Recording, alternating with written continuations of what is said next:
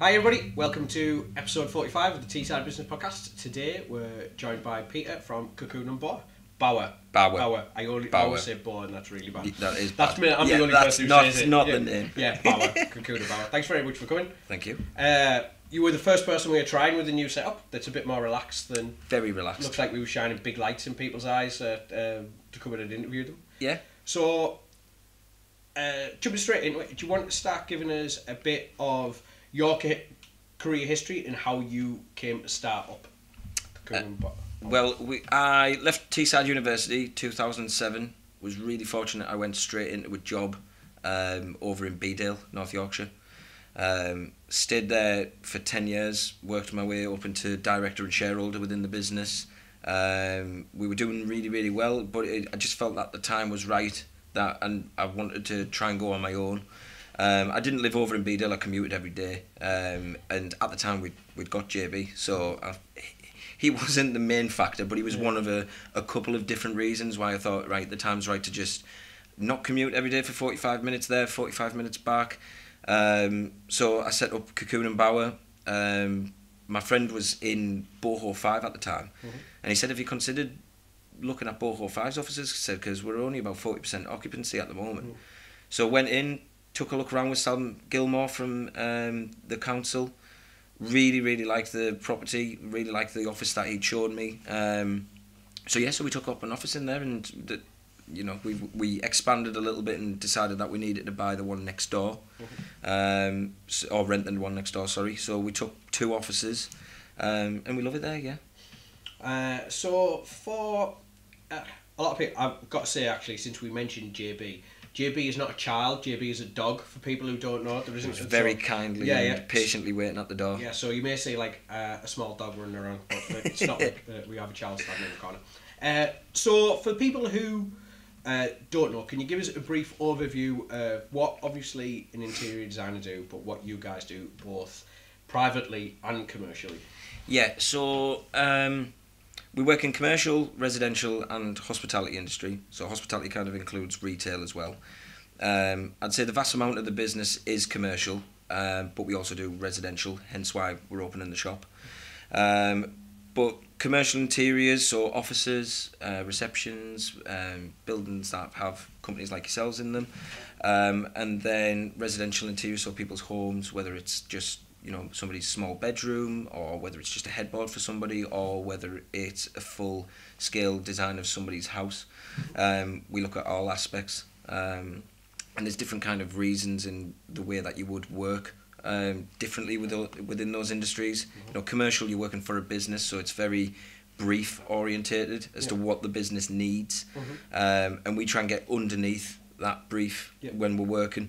With residential, you're not really working to a brief, you're working to somebody's tastes, and I've never felt that it was the role of an interior designer to go in and say to them, this is how you should live, and this is the interior that we think you should have, because at the end of the day, they're the ones living there. Yeah. So we go in as almost a muse in some way, as inspiration, as an ideas, as in this is what we're proposing, but it's based on everything that we've worked together on in the past few weeks that you've told us, and I think that's why we're a little bit different. I think we've got regular work coming back from the previous jobs that we've done, and we're gaining more and more work because of the way that we work. It's it's not just a one route suits all kind of process. It's we get to know the client, we understand the brief a bit better, and then we propose something that they can see we've listened to them for. Yeah, like I can imagine. Well, I might be wrong, but people, especially commercially, might fall into like 2 categories. Either they really know what they want and they want somebody to kind of flesh it out,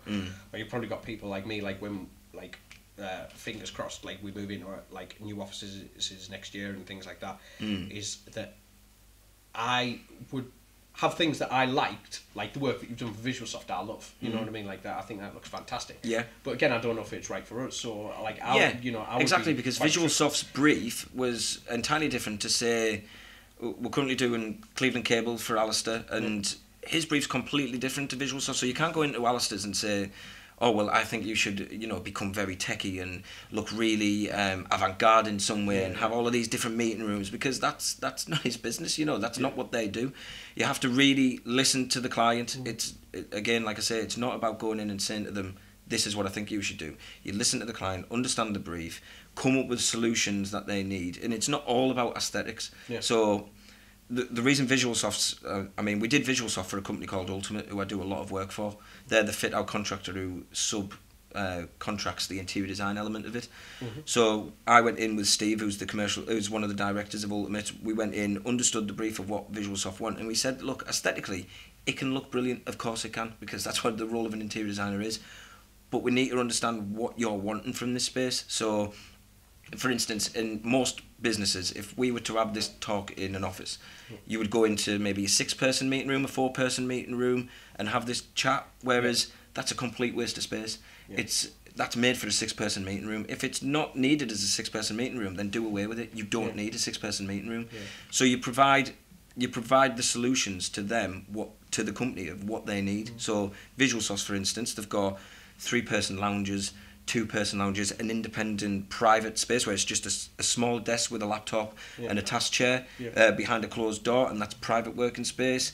They've got a 4-person meeting room, and then they've got the boardrooms, the training rooms, the presentation space, and it's basically function is first, and then the design comes afterwards. Yeah, like I've generally found like a lot in Teesside, especially, is that like when we go into meetings and things like that, is I'm having meetings in clients' boardrooms and things like that, and they're 12, 20 chairs and stuff, and then it's like I'm all the way at one end of the table. Yeah, exactly. And I can't help but thinking, you know what I mean? Like, how often is this full? Yeah. You know, so... Well, I presented to Teesside Uni a couple of months back for one of their projects, and there was 4 of us in what was like performing to the UN. It was this large donut table with probably about 40 chairs around it, and then a big presentation screen behind me, which was perfect for what I needed to do. However, there was 4 of us in there. It was a complete waste of space. You know, you need to provide that large TV screen in amongst a sofa and chairs setting, or a 4-person meeting space, you know.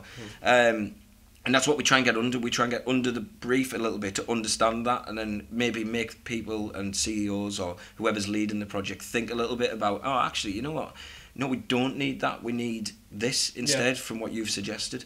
Which, you know, especially, like, looking back for when we moved in here, like, we're lucky to have quite a bit of space, but for what we use it for, what we need, we're nearly out of space. But if if I'd have thought properly about when we moved in, rather than what I thought I would like, than, like, for example, we don't have a meeting room, right, which is now a bugbear of mine. Yeah. Like, where we like have meeting tables, like obviously in the office where people come and sit down and things like that, but they've got staff members working around them and stuff like that. Yeah, so, exactly. So there's no privacy in that sense. Yeah. So we have our reception and stuff like that, obviously, but like as you've been in on, if the sun shines, it's like it's like a sauna. Yeah, it's a gazillion degrees.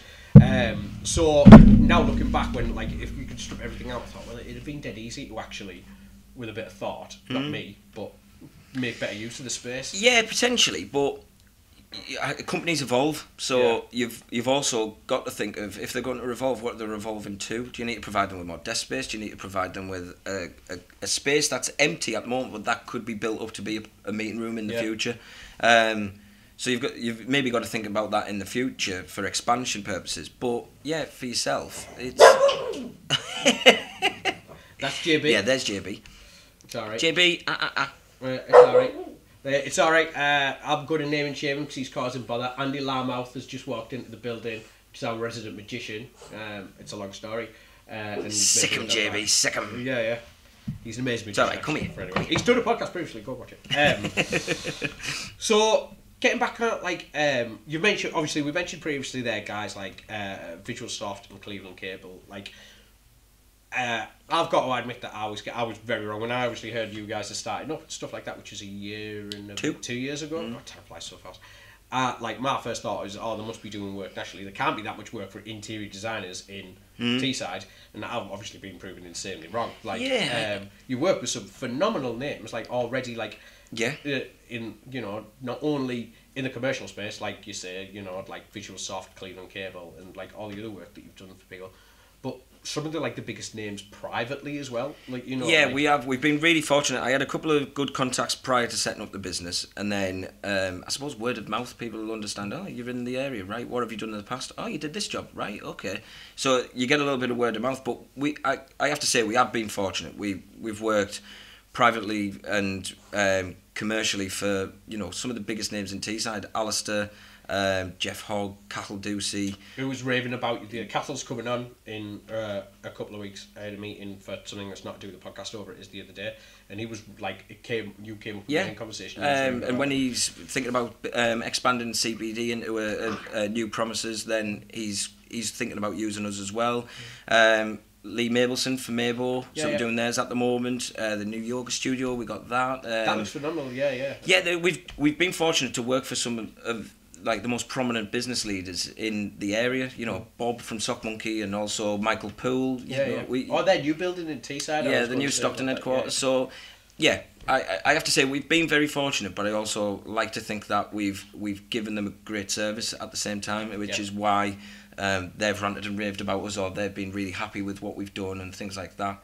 It's one of those things that it builds on each other, because if you've done a shocking job, regardless of who the name was, you wouldn't continue to grow and get work. No, of course not. It's all about word of mouth. We want to. The vast majority of our residential clients, they probably consider us friends in some way now, because we are quite relaxed. We're not. Like I say, we're not stipulating this is what you need to do. We're working with them to create something that they will love. So the vast majority of them, we're sending messages on WhatsApp during the project so that we keep in touch with one another. All of them are coming to the opening of my shop. And that's the way we want it to work, because that you should see in your interior designer traits that you would see in a friend: trustworthy, honest, approachable, all those kind of things. The actual design side of it is just the kind of the bonus element of it. I imagine definitely when you speak trust, it's for a lot of people, especially when it comes to the homes or even the businesses, that some business people value the businesses more than the homes. You know what I mean? To meet somebody and give them that trust over it, you're dictating what that looks like for the next 5 to 10 years. Exactly, and I'm very similar in that sense. If somebody was doing work for me and giving me a service, I want to feel like they're not ripping me off and they're not doing something to their own agenda. I believe that that's the way Cocoon and Bauer will always work. It will always be that we're very honest, approachable. We'll never rip anybody off. We'll always be dedicated in what we do. And then when you've got those as the core values of the company, the design side of it, which I believe that we're talented enough anyhow, the three of us, that that's just almost a bonus, like I say. Yeah. So one of the things that you mentioned there and obviously previously is that you're opening showroom/shop. Yeah, showroom. I wouldn't call it a shop. We keep calling it the shop because we keep saying to JB we're going to the shop, so he understands what we're doing.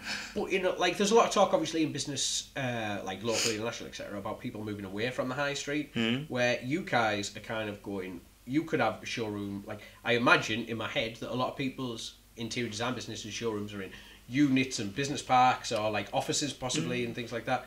So you're kind of going, not bucking the trend, but making a decision to invest back in Middlesbrough, have a shop. Yeah, I mean, it almost goes to earlier what you were saying. You didn't think that interior design was so big in Teesside or whatever. Yeah. I mean, it is, because people understand that there's not a need for it, but there's a benefit of having it. People spend God knows how much time in their lives at home. Yeah. So why not have it looking amazing? People spend 8 hours a day at least in their businesses. Why shouldn't it cater for all of their needs? That kind of thing.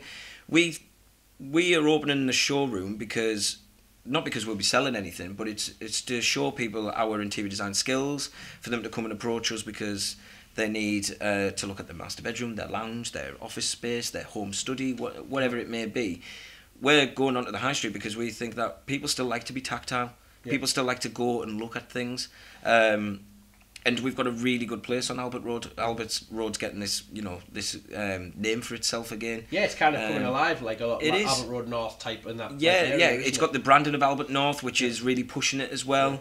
Yeah. We are investing into the high street because we think that it's got its worth, and like I say, it will have some worth to us because people will be able to come into the showroom, come and see the different design sets that we've got set up. We've got 4 different styles of interior design in 4 different bays, but with the same setup. So armchair, side table, wallpaper, little accessories and things like that, cushions. but in each bay it'll be a different design style. So there's an Art Deco style, there's a quite a luxurious style, there's more bachelor pad, and then we've got our kitchen in there which we've installed, which we do kitchens as well. So it's a chance for us to show off our skills rather than sell anything.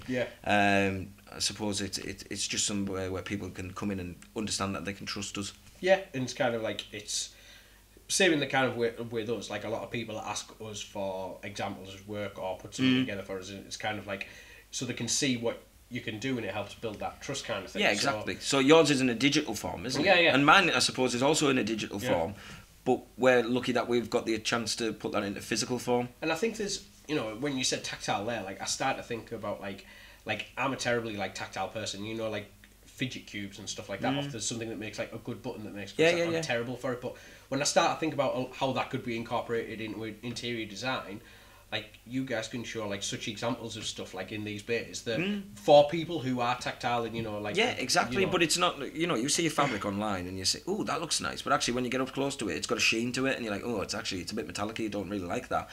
You can't get that by looking online. You can't get that by looking at a brochure.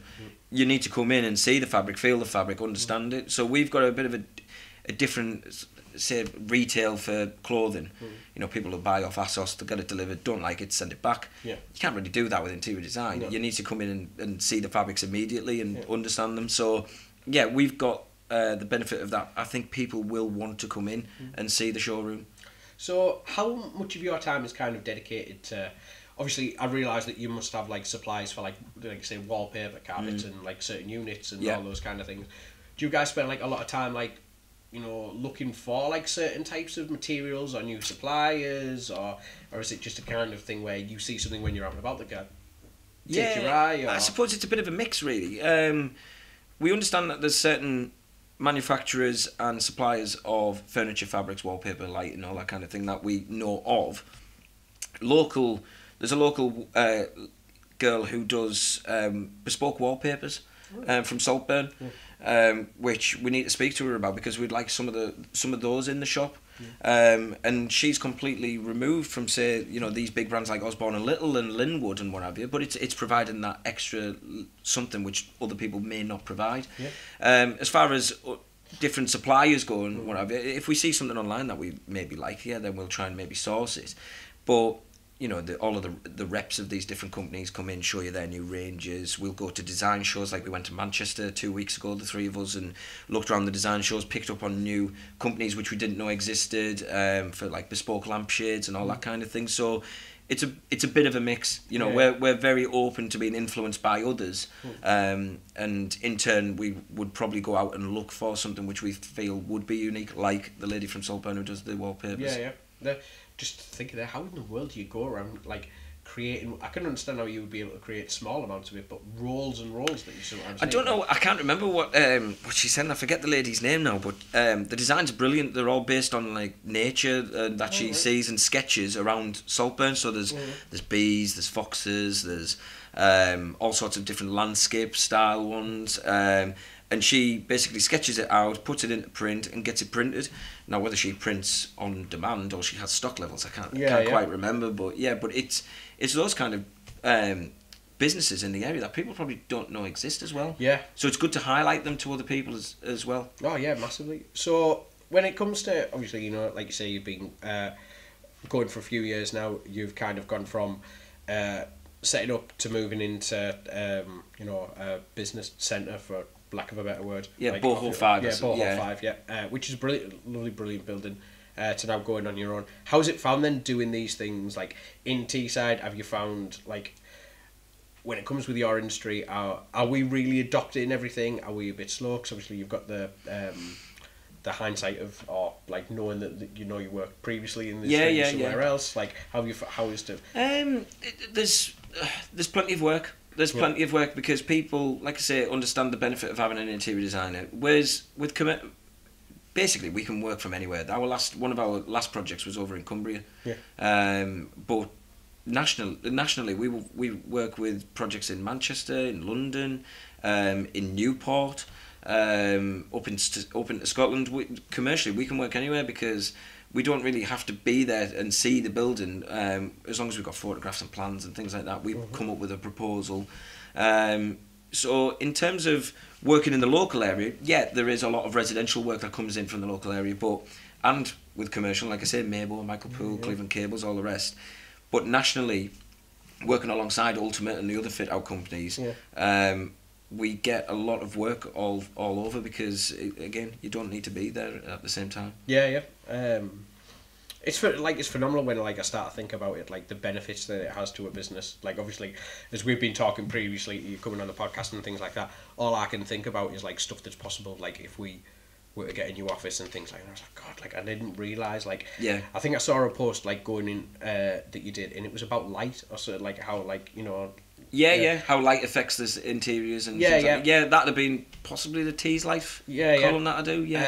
And obviously, we've got a couple of videographers on staff, and obviously one of the things that they think about constantly is light. Especially when we're going to customers and things like that. And so it made me think about, actually, if we structured things differently, how lighting would probably, because an area of the, like, obviously we've got a studio, so that play a part, and how light plays that. And I thought, God, like, this is like a real rabbit hole when you start thinking about it. And like we always call it like the psychology of the interior. It's not just going in and providing something aesthetically that looks nice. You've got to think of every element of the design. You can't just go to somebody and say, we'll change your floor and your whole interior will be amazing. That doesn't work. You've got to think of it as a whole. Lighting's a key part of it. And you're taught it from an early stage within the interior design course that daylight's blue, sunlight's yellow, so you've got a complete contrast in colours there. Daylight blue makes everything look a bit cold, a little bit miserable, a little bit washed out. That's why I usually find that on BBC, on The Apprentice or something like that, they'll make everything that is supposed to look miserable and sad, they'll make everything with a blue tone. But then as soon as it comes around to being, all singing, all dancing proposal, then it'll be in a nice warmer, yellowier tone. And that's the same with interiors. If you've got a lot of daylight coming in because your living room faces north, then you need to start warming it up with warmer colours on the walls, warmer tones in the floor, different type of lighting, more feature lighting rather than your ceiling light, which you should only ever use when you need to find something. All of these different ideas you need to think about to create the perfect interior. It should never just be, like I say, one idea fits all. So you're completely against big light? My wife goes mental about we always laugh because we'll drive by a couple of homes and we always say, they've got the big light on again, because the big light is perfect to find something. Other than that, it should just be a feature pendant that is never hardly on. Until you need to find something. Because otherwise, it's just a very garish, isn't it? Like garish light that just casts like an exposed light over the whole interior. It can't be comfortable to sit in that kind of doctor's waiting room style. It's one of my bugbears. I really don't like it. It must actually be like, when I start thinking about that, you've kind of seen like behind the curtain type thing, that if you go into like some places, especially like restaurants and things like that, you think, God, this is awful. It is. Funny enough, we've just been asked to do a project for a hotel restaurant, and I said to the guy who was taking it over, and I said, I've been here for food once, I said, and the food was brilliant. I said, but it felt like I was sitting in a granny flat. I said, the lights that were in here, I said, the chairs, everything. I said, it's just not a nice place to go eat. I said, I want to feel like I'm eating somewhere really nice, even if it isn't, the poshest place in the world. I don't care about that. I just want to eat somewhere that feels nice. I said, and the lighting in here, the furniture, I said, it just, I said, they had it all wrong. And I said, and that's something that we'll address on this new proposal, We went to do some work for a client down in Bournemouth a couple of months ago, and the only way to describe the hotel that we stayed in was like the Bates Motel. Like, honestly, it was like, like disgusting furry wallpaper and stuff like that, and like everything was floral, and we were like, this is great, we're going to get killed here, we need to leave immediately. So I can completely like understand where you're coming from. There's plenty of places that we go in, and I feel like you can't say to the client if it's their home, or you can't say it to the owner if it's their business, where you think, they've not done it right here, they've really not got it right. But it's up to you to be as open and as approachable as possible to them, to say to them, well, look, I really don't like this. I know you've chosen it, but I don't particularly like it. That's not to say that it's right or wrong, but it's just fighting, and then you give them solutions. So you'll say to them, look, the reason that it's wrong is because it's doing this, this and this, and you've got this going on and this going on, and then they start to understand so that's why I didn't like it in this room, because I don't know, so for instance, they've got a grey media unit for the TV, but the carpet's like a yellowy beige colour, and they've got issues with like the colours on the walls and the sofas and this, that and the other, and you say to them like, look, you've called us in to look at this room because of these reasons, and then they start thinking and they go, right, okay, yeah, I can see that now, but it needs somebody else to say it to them, maybe somebody who's not a friend who they'll feel offended by, and they've kind of like, they've had like a bit of a feeling about it for a while, and they don't quite know understand what it is. I can imagine that happens a lot. So one of the things that we ask everybody when they come on the podcast is we ask them the same 3 questions. So I'll tell you, don't worry, they're not bad. We don't like to throw people on the bus too much. So I'll tell you the questions first, and then we'll answer them in order. So the first one is, what is success to you, and what does success look like to you? And the reason that we ask it is because it's so different for everybody, and we've had such a wide variety of answers, from people literally saying, when I'm a millionaire, people saying when I can spend more time with family, or some people said when my business employs this many people, that's what I really want to do. So many different ones, and it's great for people to kind of see that, you know, that there's varying stages and different ideas surrounding it. And it changes all the time. You know, like we've got, you know, you and now we might have you back on the podcast next year, and it might change because your life changes all the time. Of course it does. So, everything evolves. Then the second one is, have you ever had a setback, or something that was a failure or perceived at the time as a failure that's later like put you on the path to success or put you on the right way? People have talked about projects going wrong that actually have led them re-evaluate the business and restructure it a bit of it. People have talked about redundancies has actually made them start their own business, but at the time it was the worst thing in their life, etc. So a few things there. Right. And then the third one is, have you got anything that you are like obsessed by or really into at the moment? So we've had TV shows, gadgets. Ben Houchins was that he was completely Alexifying his house, and he's like gone really down the rabbit hole with like stuff like that. Like say we've had loads of like little gadgets. People are like, I'm obsessed with this book series at the moment. You know, like loads of like random stuff. So just a bit of fun. That'd be a tough one, that, because I'll think about that over the next coming questions. So the first one is, what does success look like to you? I suppose that was tricky, but I'd say from the business point of view, it'd be just regular work. That's a success, because it means that you're being noticed for the work that you've done in the past. There's regular work maybe coming in from previous clients, or you know, word of mouth that's been passed on. So I'd say success for me is regular work, because it means that you're doing something right. I wouldn't say it's, you know, becoming a millionaire or being able to take more time off with the dog and all of the things like that, because at the end of the day, I feel lucky that this, although it is my profession, it's my job, it's also really my hobby. I enjoy doing this work. I don't hate going into work every day. I don't hate thinking that I have to get up at daft o'clock in the morning to go to the gym and then go into work afterwards, because I wouldn't have time to go to the gym on a night because I just do work on a night. You know, so to me, it's regular work, and it means that we're doing something right. Brilliant. So have you then ever had a setback, or I hate to use the word failure because it's like there's that saying, is the failure's never final or something. But you know, so, or something really bad that happened that like at the time was the end of the world. I've got one in mind, and it's not like, I mean, if you're talking about failures in general, I think everybody in every job would have a mini failure during the job. Just a mini failure that'll end up thinking, oh God, you know what, this is really not great, or you know, this is going to cause some eruption somewhere else. There's big mistakes that you could potentially make, I suppose, but I can't really think of any at the moment. But there's one, and I won't name the company that I did the work for, and I won't name the individuals that concerned with it. But I specified a colour for the walls, and this was a very large job, and the colour was downpipe from Farrow and Ball. Now, downpipe from Farrow and Ball is maybe a few shades lighter than this. It's quite a dark grey. The project manager read it as drain pipe. So whatever drain pipe is, whatever manufacturer make that, it's not Farrow and Ball. They ended up specifying drain pipe, and drain pipe was put on all of the walls. So as I'm wandering around, I'm thinking, this doesn't look like downpipe, this. And I thought, I'll just keep quiet, because actually it doesn't look too bad. Yeah. And then as we went on the corner, the skirting, because all the skirting was supposed to be painted in downpipe as well, the skirting had been painted in downpipe.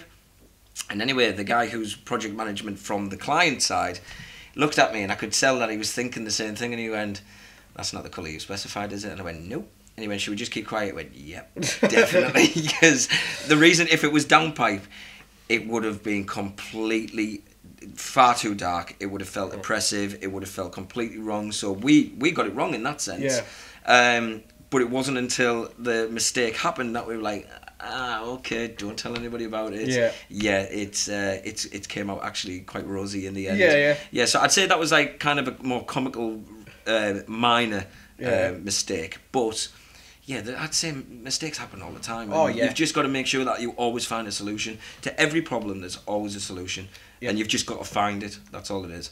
And I think that, like, a lot of people, like, especially when they're starting a business and things like that, have kind of got to realise that there is going to be failure. Like, failure is just for want of a better word.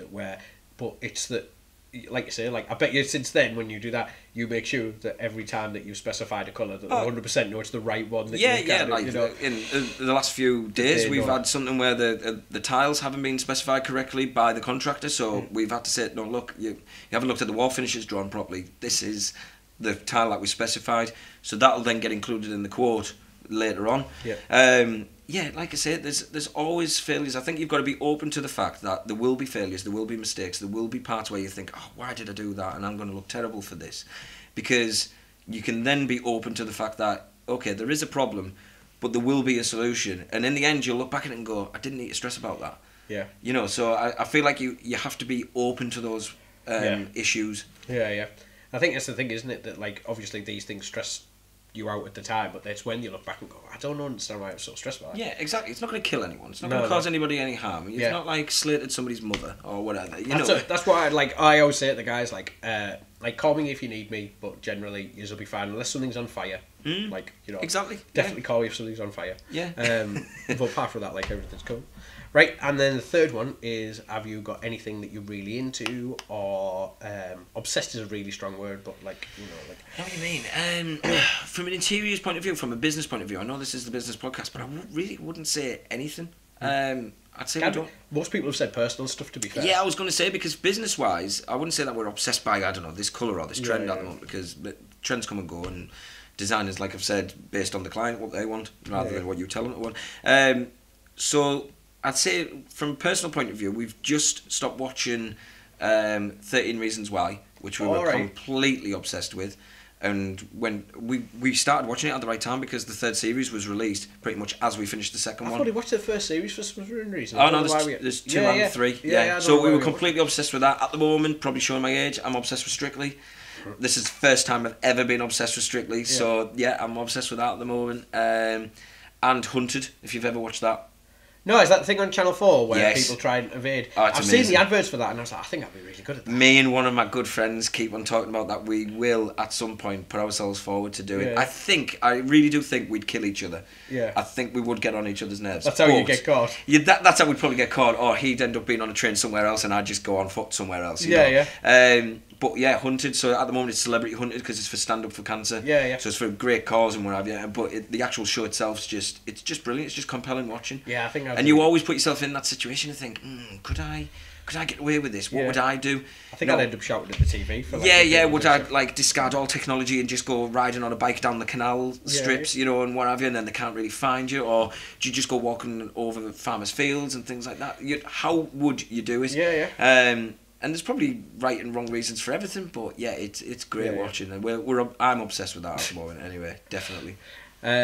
Brilliant. So, do you want to take just a brief opportunity? Are there any companies in the local area that you would love to talk to, do work for, help you with work that you'd love to collaborate with, anything like that? Like I say, we've been fortunate with the companies we've worked with already. We've got some really exciting proposals coming up in the next couple of months. We're on with a really big project at the moment, which we can't wait to talk about. But I'd say in terms of who we'd like to maybe work with or do something with. I think it's more from a personal point of view, actually.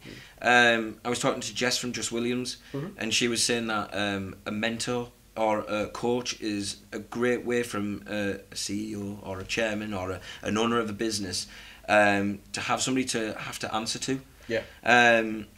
So I've kind of identified a couple of people, but yeah, it'd be identifying that one business leader, that one person who can not help structure the company or anything like that, but give me some guidance as to what to do in the future, how to maybe shore up the business a little bit, because this opening up a showroom was a 5-year plan. Expanding to have some actual employees was a 3-year plan.